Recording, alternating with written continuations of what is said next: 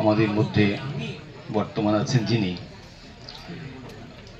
এই সংগঠনের পথপ্রদর্শক হিসেবে বর্তমানে যিনি কাজ করছেন, ঠাকুরের করুণায় সবাইকে শান্তির বাণী শোনান, শান্তির পথ দেখান, কমল কৃষ্ণজি মহারাজ। তাকে সকলের অনুরোধে কিছু বলার জন্য বলি। বীরেন্দাকে বহুবার তিনি তার সঙ্গ করেছেন, বীরেন্দাকে কাছ থেকে দেখেছেন তিনি, তার পরিচয় তিনি অন্তর দিয়ে অনুভব করেছেন। এখন তাকে কিছু বলার জন্য বলি।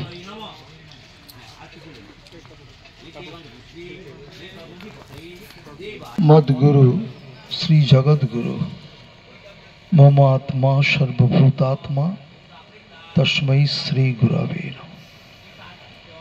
आजकेर এই অনুষ্ঠানে प्रथमे आमी आमार हृदयेश्वर श्री श्री ठाकुर ब्रह्मचारी अनिल आनंदजी महाराजेर श्रीचरणे आमार अनंत कोटि प्रणाम ज्ञापन करी। परेई जार श्रीचरणे आमार अनंत कोटि प्रणाम जानाচ্ছি। তিনি আমার পিতৃতুল্য, गुरु समीप বীরেন্দ্র কিশোর বাগ মহোদয়। তার শ্রীচরণে আমার প্রাণের প্রণতি। আজ সবাই এইমাত্র আপনারা দেখলেন যে শ্রীগুরু পূজা পাঠের মধ্য দিয়ে তার আত্মার শক্তি কামনায় শ্রীগুরুর শ্রীচরণে তার জন্য প্রেয়ার এবং তার সম্বন্ধে দু চার কথা বলা, বিশিষ্ট জনদের মুখ থেকে যেসব বিভিন্ন আশ্রমে তিনি যেতেন সেই সব আশ্রমের সম্পাদক মহোদয় বা সভাপতি মহোদয় তারাও তাদের অন্তরের শ্রদ্ধা আকুতি জানালেন। সত্যি কথা বলতে কি, আমার তার সম্বন্ধে বলার মতো আমার কিছু নেই। যদিও তাকে আমি ধরে নিতে পারেন জন্ম থেকেই তাকে দেখছি। প্রথম 7-8 বছর বয়স থেকে যখন থেকে জ্ঞান হয়েছে তখন থেকে আমি সেই বীরেন বাবুকে দেখছি। বিভিন্নভাবে তার সঙ্গে আমার সংযোগ ঘটত। পরবর্তীকালে যখন আমি সংসার ত্যাগ করি তখন 20-21 বছর বয়স। দীর্ঘ 48 বছর ধরে তার সঙ্গ করছি। শ্রীগুরুর সঙ্গ করার পর আমার হৃদয়েশ্বরের যখন দেহান্ত হলো তারপর থেকে আমি অভিভাবকই হয়েছিলাম। কারণ আমার শ্রীগুরুদেব দেহান্ত হওয়ার পর বহুদিন যাবৎ আমার নিজস্ব জন্মদাতা পিতৃদেবী ছিলেন। তারপর তাঁরও যখন দেহান্ত হলো তখন আমার আশ্রয়স্থল হয়ে দাঁড়ালো এই বীরেন বাবুর কাছে। তিনি, আমি যখন আমার শ্রীগুরুদেবের কাছে থাকতাম সেই 48 বছর ধরে কদমতলা আশ্রমে 27 বছর ছিলাম। প্রতি পদক্ষেপেই তাকে দেখতাম। তার কোনো কিছু কাজ থাকলেই তিনি সেই ঠাকুরের কাছে যেতেন কদমতলাতে, এবং তিনি বিশ্রাম করতেন, রাত্রির বিশ্রাম। ঠাকুর বলতেন, বীরেন তুমি কমলের কাছে চলে যাও। 2-3 মিনিট দূরে দিয়ে আমি থাকতাম মূল আশ্রমে কুজুল সরকার লেনে। তিনি আমার কাছে রাত্রিবাস করতেন, আবার পরের দিন তিনি চলে যেতেন। তার সেবা যত্ন করার, তার বিছানা করে দেওয়া, এইসব করার যে সুযোগ আমি পেয়েছিলাম। এবং পরবর্তীকালে তিনি যখন আমার ঠাকুরের দেহান্ত হলো তিনি সেই অভাবটা আমার পূরণ করেছিলেন। এবং আজকে যে অবস্থায় আপনারা আমাকে দেখছেন, একে লক্ষ্য করছেন, সেই অবস্থার জন্য কিন্তু তার পরিকল্পিত, তার যে ভাবের প্রকাশ, যেভাবে তিনি আমাকে দেখতে চাইতেন, তিনি সেই চাওয়াটাকে তিনি সর্বসমক্ষে তুলে ধরার জন্য তার যে প্রচেষ্টা, যার প্রচেষ্টায় বিভিন্ন আশ্রমে আমি যাই, তাকে আমি আহ্বান করি, সামনাসামনি যেসব আশ্রম থাকে সেই আশ্রমে সেই সাড়া দেন, তিনি যান এবং সেখানে যখন এই আচার্য পদে অভিষিক্ত করা হলো, তখন থেকে তিনি আর একে কমল হিসেবে দেখতেন না, স্নেহাস্পদ। তার তখন থেকে তিনি কি বলতেন আমাকে, ব্রহ্মচারী মহারাজ। বাড়ির সবাই জানে তিনি আমাকে ব্রহ্মচারী মহারাজ বলে তিনি ডাকতেন। আর এই ব্রহ্মচারী টাইটেলটাও দেওয়া আমার ঠাকুরের ছিল, আমার হৃদয়েশ্বরের ছিল, তাই তিনি আমাকে ব্রহ্মচারী মহারাজ বলেই ডাকতেন। এবং পরবর্তীকালে চন্দ্রকোনা থানার বোনাতে যখন আমি আশ্রম স্থাপন করার জন্য উদ্যোগী হলাম, কি নাম হবে সেটাও পর্যন্ত তিনি আমাকে বলে দিলেন যে বাবা, তুমি এই নামে তুমি আশ্রম প্রতিষ্ঠা করো। আমাদের মূল আশ্রম ছিল শ্রী গুরুধাম যোগদার সৎসঙ্গ, তার বদলে তিনি এই নাম দিলেন শ্রী গুরুধাম অনিলানন্দ যোগ আশ্রম, যোগ মন্দির। তিনি এই নামে তিনি আশ্রম প্রতিষ্ঠা করতে বললেন। সেই থেকেই তিনি বিশেষভাবে আমার সঙ্গে যুক্ত হলেন এবং তার কথায়, তার প্রতিটি উপদেশ পালনের জন্য সচেষ্ট হতে হতো। এবং তিনি বলতেন যে তুমি যেখানে ডাকবে আমি সেখানেই যাব।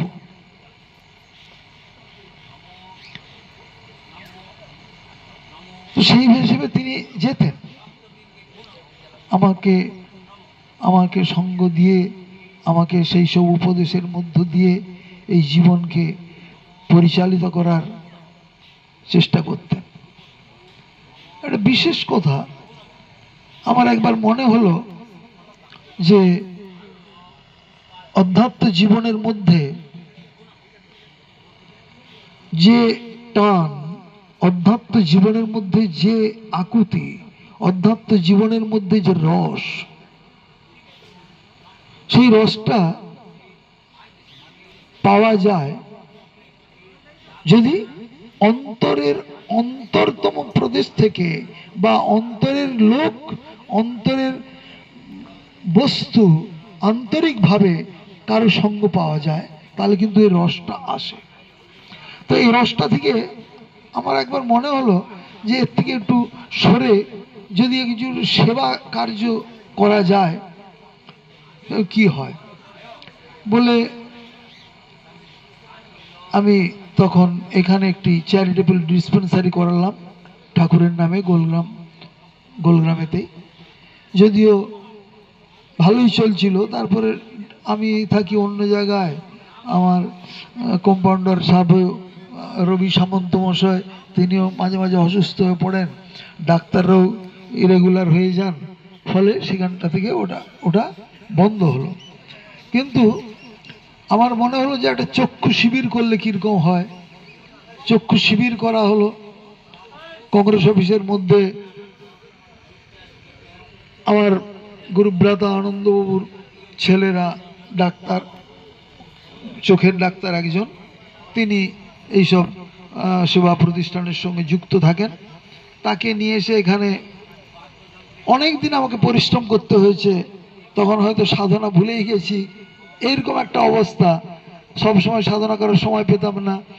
তো এইসব করে চক্ষু শিবির করা হলো।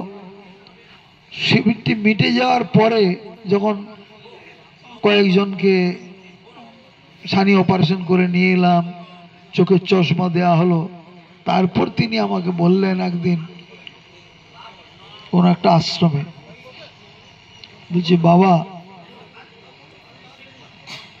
এটা তোমার জন্য নয়, এই সেবা কার্য, এই যে এটা, এতে হয় কি এর মধ্যে ডুবে যাওয়া যায়। এটা যাদের জন্য তাদের ঠিক আছে, এটা তোমার জন্য নয়, তুমি এর থেকে সরে এসো। তুমি যেমন ঈশ্বরের পাদপদ্মে তুমি আত্মনিয়োগ করেছো, অল্প বয়স থেকে এসে আশ্রম জীবন যাপন করেছো, তুমি এতেই থাকো। তারপর থেকে আমাকে অনেকেই বলেছে কেন বন্ধ করে দিলেন, এইসব কেন করলেন না, আবার কেন এ করলেন। আমি বললাম না, আমার এইসব আর ভালো লাগে না, আমি আমার নিজের মতো আছি, আমি আবার থাকি, এই বলে নিজেকে তখন এ করতে হবে। তো এই যে উপদেশ, কারণ তিনি দেখলেন যে ও ঠাকুরের দেহান্ত হয়েছে, ও সাধনা ছেড়ে দিয়ে, নিজের সাধন ভজন ছেড়ে দিয়ে ও এই সেবা কার্যে আত্মনিয়োগ করতে লেগে পড়েছে। তাতে কোনোটাই কিন্তু সুষ্ঠুভাবে হবে না, কোনোটাই সম্পূর্ণ করা যাবে না।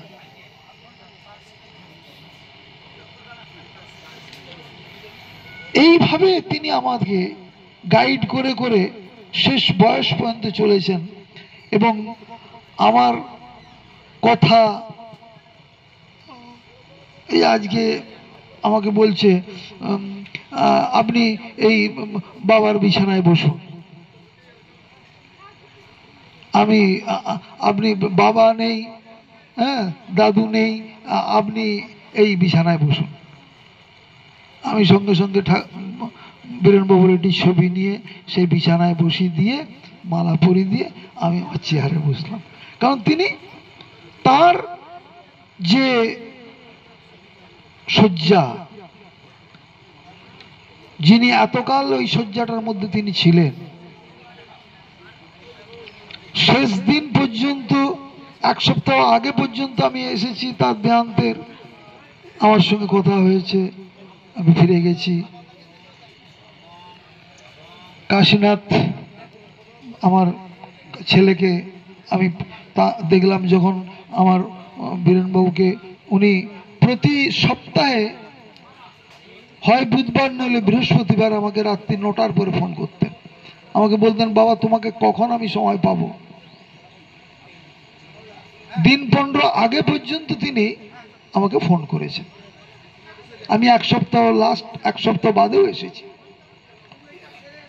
তো কাশীনাথকে জিজ্ঞাসা করলাম, আরে শেষ, আর ওনার ছেলে, কাশীর ছেলেকে আমি প্রায়ই ফোন করতাম, কিরকম আছে দাদু, কিরকম আছে তুমি আমাকে বলো। এই যে তার যে ভালোবাসা, তার যে প্রীতি, তিনি শেষকালে, আমি সংকুচিত হয়ে পড়তাম, শেষকালটা তিনি আমাকে প্রণাম করতেন। তার দেখা দেখি আমার শ্রদ্ধেয় মৃগেন্দা বলতেন, বীরেনবাবু যদি তোমাকে প্রণাম করতে পারে তাহলে আমি কেন করব না। এটা বাস্তব দৃষ্টিতে খুব খারাপ দেখালেও তিনি কিন্তু আমাকে বলতেন যে আমি তোমাকে প্রণাম করছি না, তোমার মধ্যে যিনি আমার হৃদয়েশ্বর রয়েছেন আমি তাকে প্রণাম করছি, আমি তাকে তোমার মধ্যে দেখতে পাই।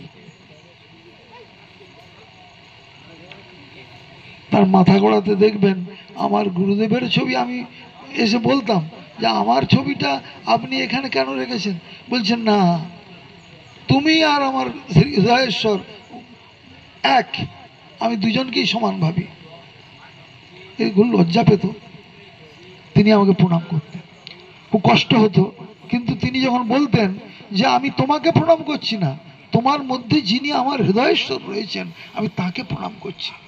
ঠিক আমি আমার ঠাকুরকে দেখেছিলাম, আমার শ্যামবাজারে মাসিক একটা অধিবেশন হতো, আমরা সবাই যেতাম কদমতলা থেকে, হাওড়া থেকে।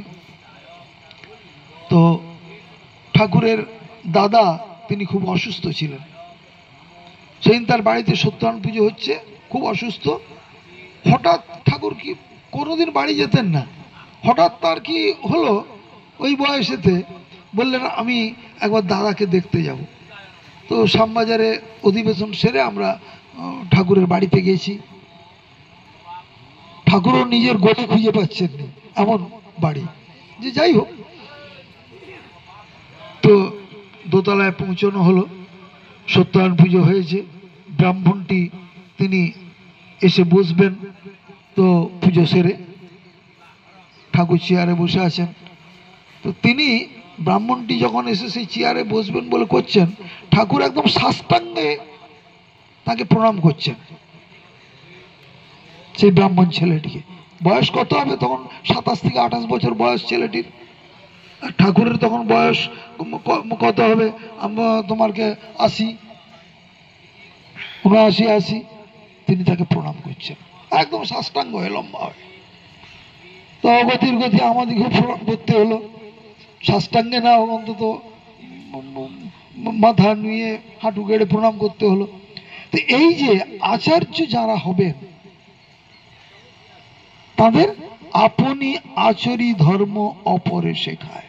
যে সংযত ভাব, যে ভাবের তিনি প্রতিষ্ঠিত ছিলেন, শ্রীগুরুর সেই আচার্যের ভাব দেখে, সেই ভাবে তিনি যে প্রতিষ্ঠিত ছিলেন, তিনি আমার ঠাকুরকেও যেমন আমি দেখতাম না তিনি খুব জোরে চিৎকার করে কারোর সঙ্গে কথা বলছেন, কাউকে রাগান্বিত হয়ে কথা বলছেন, দেখতাম না।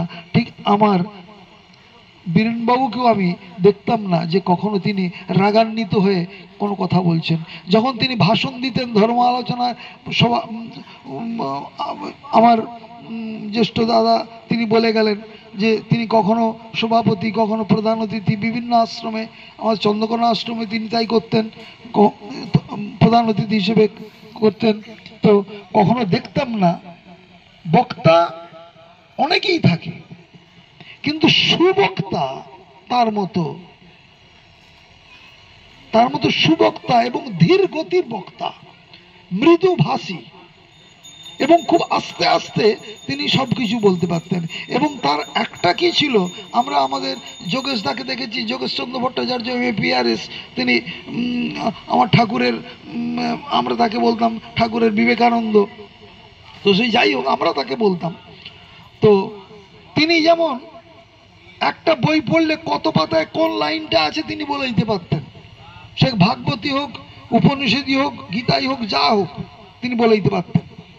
তিনি আমার বীরেনবাবুকে আমি দেখেছি, তিনি একদম কবিতা, ছোটবেলাকার কবিতা, রবীন্দ্রনাথের কবিতা, স্বামী বিবেকানন্দের যে কথা, তিনি হুবহুব বলতে পারতেন, সব স্মৃতি।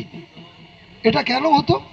এবং ওই যে আগেই বলেছেন, চৈতন্য চরিতামৃত, ভাগবত, গীতা, উপনিষদ থেকে তিনি কোটেশন করে করে করে তিনি বলতেন। কি করে বলতেন ওই বয়সে?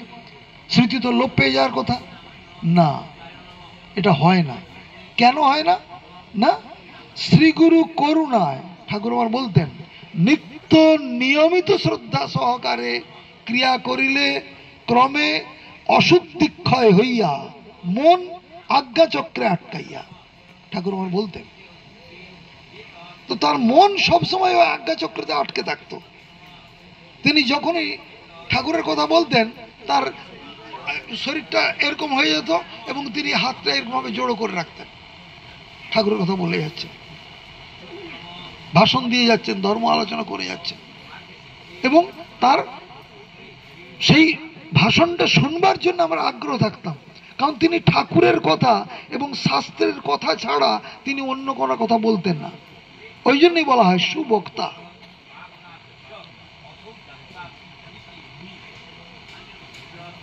সেই তার জীবন শ্রীগুরু